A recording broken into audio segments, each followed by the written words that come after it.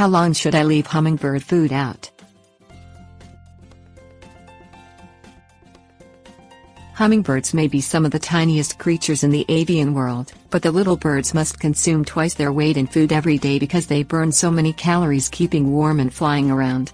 The World of Hummingbirds website reports approximately 356 different kinds of hummingbird species flitting around the world, with 51 species considered endangered. If you contribute to the health of these little bird helicopters with hummingbird feeders, make sure they are getting the freshest diet possible by refreshing their food regularly. Feeders.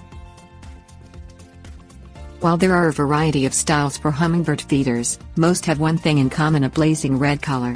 Like a neon sign blinking vacancy at the side of a highway, the color red captures the hummingbird's interest and beckons them over to feast. Most feeders feature a perch-like setup so the birds can rest while they eat.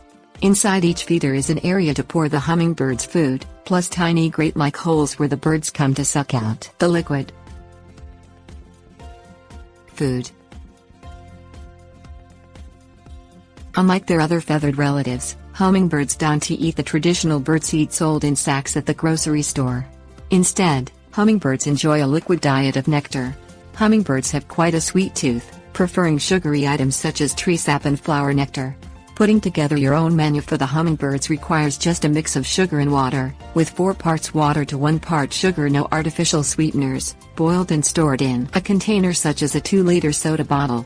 If creating custom meals isn't of interest, bird stores, pet centers and some grocery stores sell pre-mixed hummingbird food.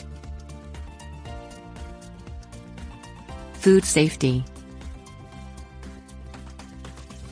Authorities such as the Wild Bird Shop encourage hummingbird enthusiasts to pay careful attention to their bird safety.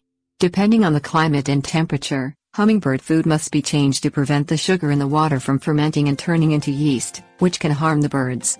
The website recommends changing the nectar once per week in temperatures under 70 degrees and more frequent changes in higher temperatures, such as every 6 days for 71 to 75 degrees. 3 days for 85 to 88 degrees and daily in temperatures above 93 degrees.